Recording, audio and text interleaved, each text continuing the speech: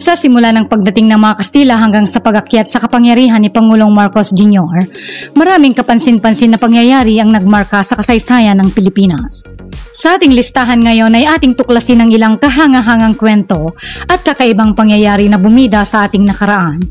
Ito yung mga kwento na nagdulot ng pag-iba at humulma sa ating kasaysayan na nagpapakita ng kakaibang mga yugto. Pero bago yan ay huwag kakalimutang mag-like at subscribe sa ating channel para laging updated ka sa ganitong klaseng video. Nang pumait ang lasa ng soft drinks, noong 1992 ay nilunsad ng isang sikat na kumpanya ng soft drinks sa bansa ang Number Fever, isang lottery type na promo contest na pumatok sa masang Pinoy, kung saan nangako ito na kung sino man ang makakakuha ng tansang may numerong 349 ay mananalo ng tumataginting na 1 milyong piso. Ang siste ay nagkaroon ng pagkakamali sa winning number na inanunsiyo sa ikalawang leg ng promo. Ang 349 pala ay isang losing crown ng naunang promo period kung saan may 800,000 tansan ang nagtataglay ng ganitong numero. Dito pumait ang lasa ng soft drinks. Hindi pumayag ang daan-daang libong nanalo na may hawak ng tansan na may numerong 349. Tumagal ang kaso at sa huli ay napilitan din ng kumpanya ng soft drinks na magbigay na lamang sila ng halagang 500 pesos sa bawat taong nagmamayari ng 349 na tansan bilang kabayaran at sign of goodwill. Nalugi ang kumpanya ng 250 milyon. Sa kasaysayan, isa ito sa pinakamalaking pagkalugi ng isang kumpanya ng isang bagsakan. Amazing Grace. Si Mary Grace Baloyo o mas nakilala bilang si Amazing Grace ay isang Pinay fighter pilot at itinuring na isang bayani ng isakripisyo niya ang kanyang buhay sa ngalan ng daang-daang kababayan sa isang insidente na naganap noong 2001. Magka-crash ang bomber aircraft na sinasakyan nila ng kanyang co-pilot na si Captain Ben Nasayaw sa isang residential subdivision sa Clarkfield. Ngunit imbes na mag-eject para mailigtas ang sarili kagaya ng ginawa ni Nasayaw, ay mas pinili na Amazing Grace na manatili sa manibela ng eroplano at manyobrahin ito palayo sa naturang residential area. Bumagsak ang eroplano sa isang bakanteng lote sa di kalayuan at nasawi doon si Amazing Grace. Tinatayang higit sa 200 residente ng naturang subdivision ang nailigtas sa tunay na kabayanihan ni Amazing Grace. Isang natatanging leksyon ng ating mapupulot dito na ang katapangan ay walang pinipiling kasarian at karapat-dapat lamang ang naging desisyon ni Amazing Grace. Luneta hostage taking A23 ng Agosto 2010. Armado ng isang handgun at M16 ay hinostage ni Rolando Mendoza ang isang tourist bus sa Maynila na may sakay na 25 turista mula Hong Kong. Tumagal ng 10 oras ang hostage drama, ngunit nauwi lamang sa isang madugong katapusan, kung saan napatay ni Mendoza ang 8 turista bago siya nabaril ng mga nakaabang na sniper. Tumangging humingi ng tawad si dating Pangulong Aquino sa pamahalaan ng Hong Kong sa nangyaring trahedya. Bagkus ay si Manila Mayor Joseph Estrada ang pumunta sa Hong Kong para personal na humingi ng paumanhin. Ang nabigong pagpigil ni Joseph Estrada sa pagpataw ng parusang kamatayan kay Eduardo Agbayani dahil sa bising linya ng telepono.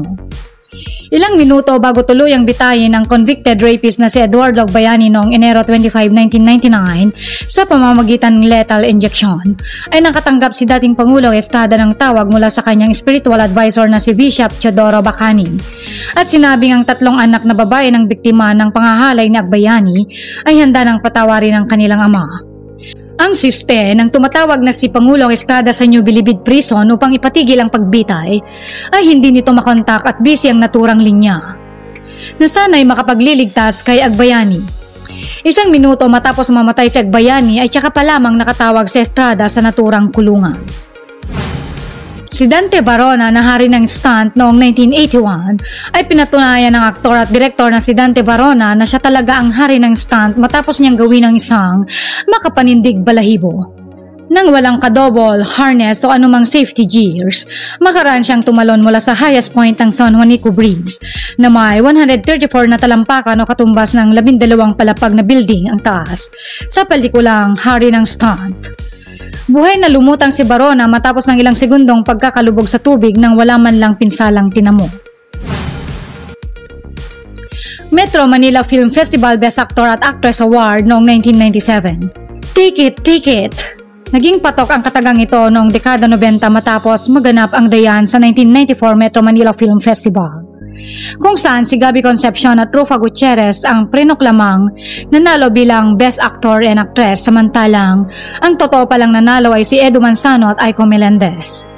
Kalauna inamin ng talent manager nila Gabby at Rufa na si Lolit Solis ang siyang utak ng naturang scam. Ang kaso ni Flor Contemplacion noong March 17 taong 1995. Ang OFW na binitay sa pamamagitan ng pagbigti sa Changi Women's Prison sa Singapore.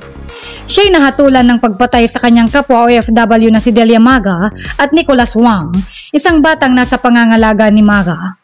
Ang kaso ni Contemplacion ay nagbigay ng lamat sa relasyon ng dalawang bansa at nagpasimula ng isang pambansang debate patungkol sa suporta ng pamahalaan para sa mga OFWs.